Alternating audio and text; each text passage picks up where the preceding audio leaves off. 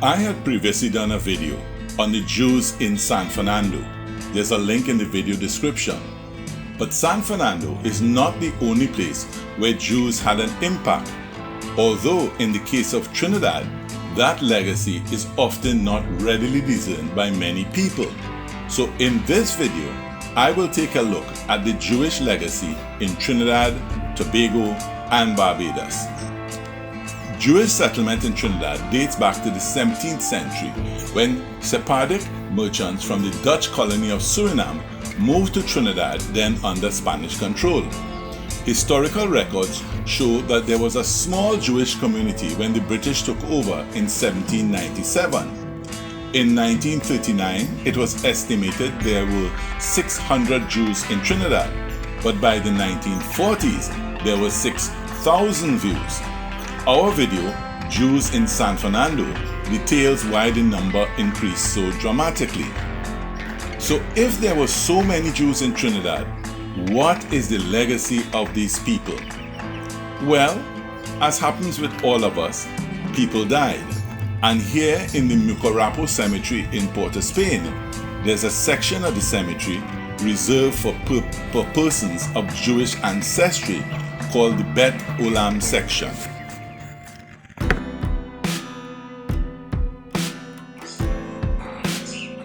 The religious committee of the Jewish Association purchased and consecrated a section of the Betam Cemetery in 1930, and the first burial took place in 1940. However, obtaining this section of the cemetery was not an easy task. At the time, there were newspaper articles and calypsos against Jewish immigration, saying that these Jews will take jobs away from Trinidadians, and that the Jews live in cramped small spaces like sardines, much like the comments heard today regarding Venezuelans and Chinese. In this section, the inscriptions tell the story of fleeing war and persecution in Germany, Austria, Romania, Poland, and other parts of Europe.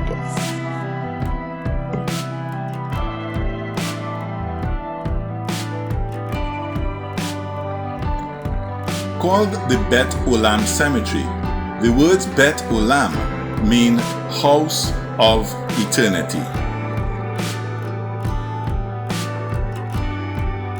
But is a collection of gravestones the only legacy of the Jewish population in Trinidad? In Diego Martin, there are several street signs, all with Jewish names, and these are in an area called New Yter. This area of Diego Martin was developed by a Jewish man called Shimon Averbrook and his wife, who arrived in 1933 as a result of World War II. The Averbrooks created the housing development and named the streets after Jewish heroes. Now, why they named the development New Yter, we do not know. However, we do know that in Jewish literature, there's a woman called Yter who is reputed to have a strong personality. So maybe this reminded Shimon of his wife, and it was a way of honoring his wife. Many of the businesses today that are considered Syrian Lebanese are in fact Jewish or of Jewish origin. One of the best known is Eufy's. Manuel Eufy came to Trinidad from Romania near the start of World War II. He lost most of his family at concentration camps in Ukraine and came to Trinidad to join his remaining family, two brothers who were living in Trinidad. These three brothers established a textile business, opening the store Eufy Brothers in 1938. Yet another business with a Jewish history is Solomon's.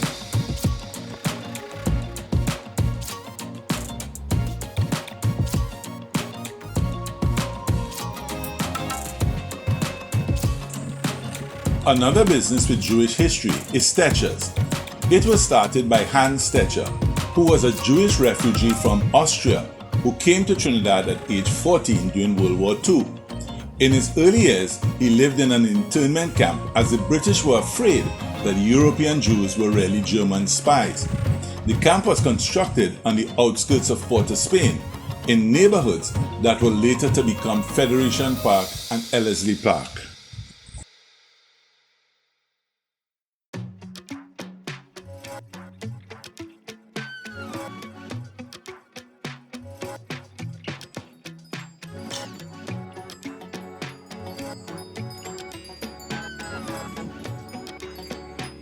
These are not the only names that people do not recognize as Jewish. There was Coriat, who had a cocoa estate in Guanapo in the 1800s. Names like Abraham, Cavallo, Pereira were often Jewish.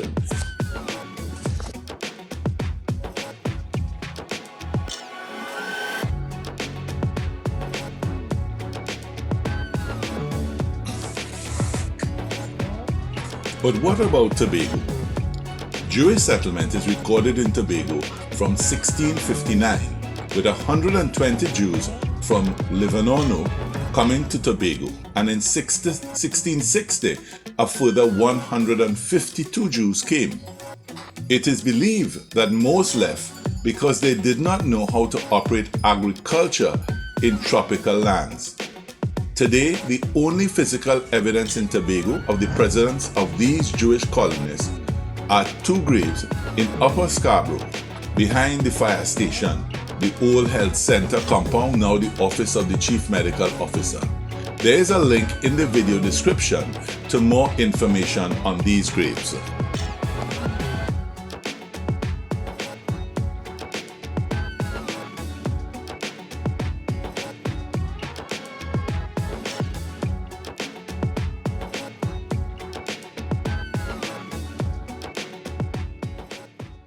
Probably the most widespread Jewish legacy in Trinidad and Tobago is the insignia of the Trinidad and Tobago Police Service.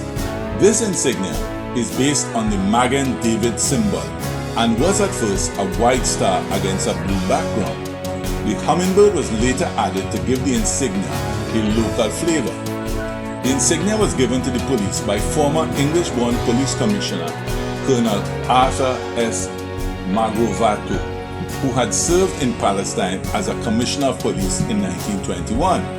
After the war, he was promoted to the rank of brigadier and transferred to Trinidad, where he made his home until his death in 1964.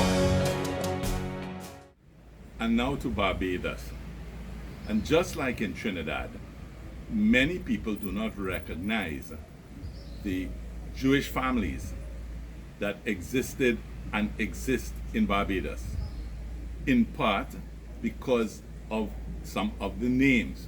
So you have names like Altman, Pereira, Mandy, Abraham, names that are often not readily linked as being Jewish. Now, the Jewish impact in Barbados is certainly greater than in Trinidad, and definitely more visible. Indeed, you can say that the introduction of Jews into Barbados shaped the trajectory of Barbados's history. When the Jews came in the 1600s to Barbados, majority of them came from Brazil, and they introduced modern techniques in sugar cultivation and sugar manufacture, or at least what was considered modern for the time. And that led to the development of Barbados as a major sugar producing nation in the late 1600s and 1700s, shaping the direction of this country. The most visible sign of the Jewish presence in Barbados is seen in the historical complex in Bridgetown, containing the Mitzvah, the synagogue, the Jewish museum, and the Jewish graveyard. We will explore each of these. At the end of this video, we will take a very brief look at some of the other old historic buildings in Bridgetown. So please watch to the very end.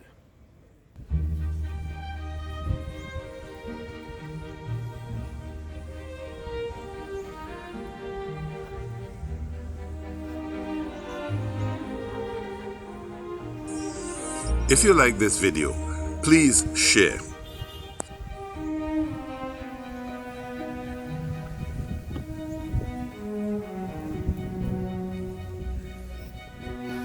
Well, let's start with the mitzvah. Let's start with the mitzvah. The Mitzvah is a natural spring that was used for ritual cleansing before entering the synagogue.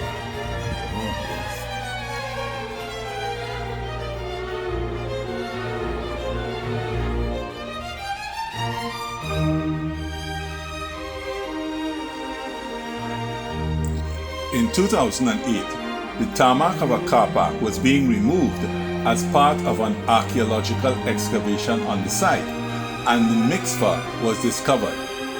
It is believed that this Mitzvah is the oldest one in the Americas, being constructed sometime between 1650 and 1654.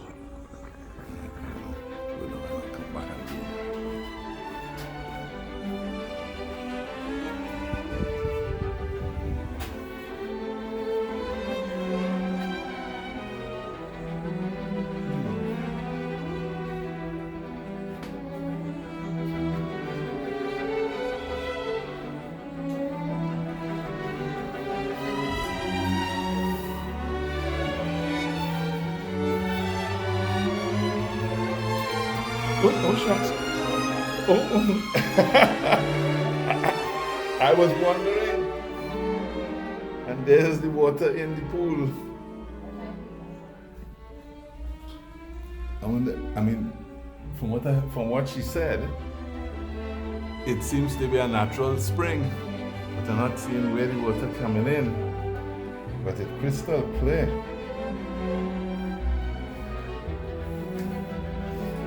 And you know I have a bar trunk in the back. But I don't think they allow that type of bathing, I would suspect.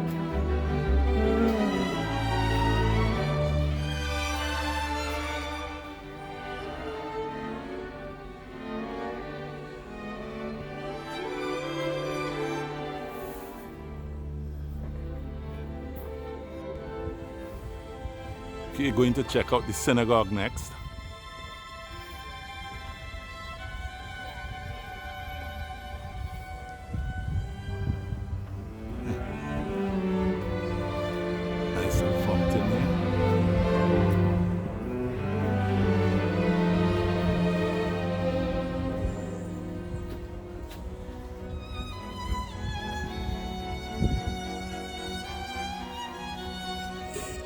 The synagogue was built in 1654, but destroyed by a hurricane in 1831 and rebuilt in 1833.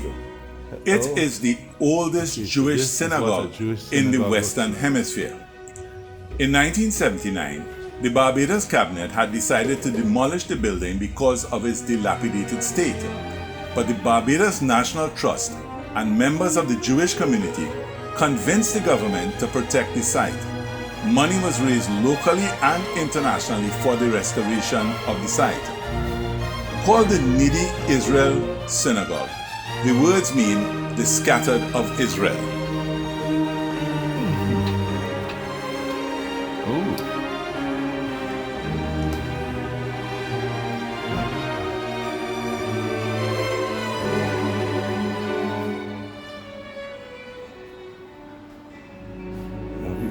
I'm just going to walk through and then come back. Barbados.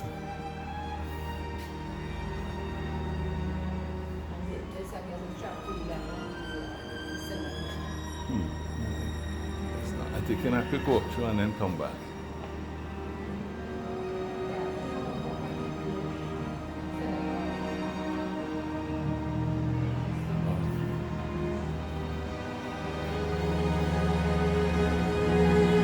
The museum was developed in 2008 in a building that dates to 1750. The structure of the building is made of hand-cut coral stone.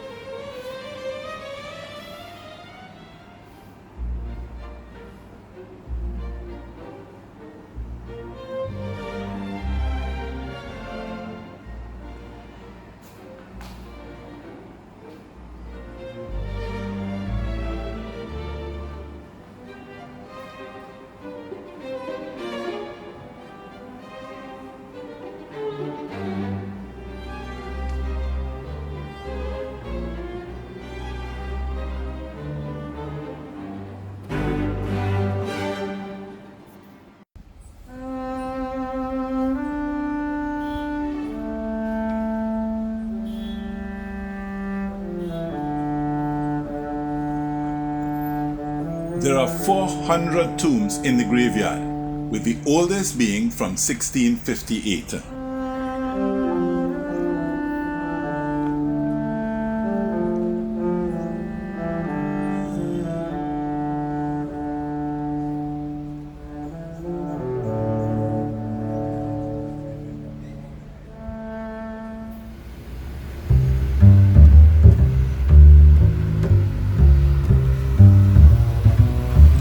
Bridgetown is an old city with many historic buildings, so after exploring the Jewish compound, it is easy to see other historic buildings that are adjacent to the Jewish compound.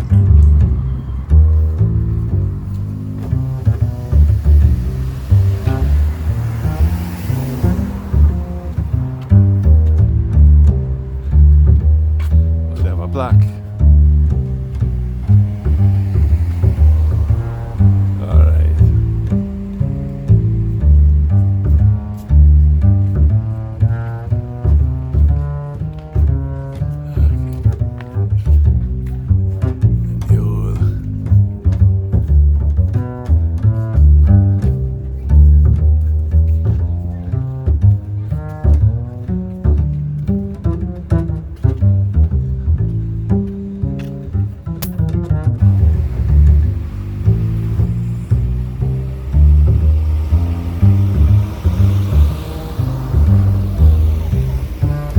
It doesn't say, all right, there's a sign over there, yeah.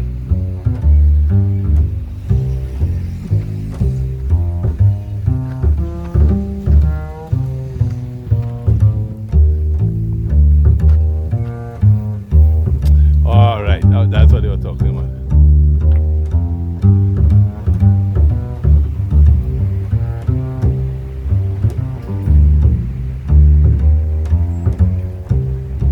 Prescott, okay. Oh, it's Prescott, and that's why they call him Cod.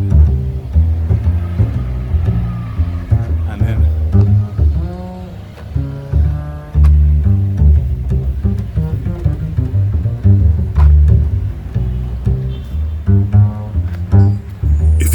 see other videos of outdoor activities in the Caribbean, select one of the videos that is appearing on your screen now.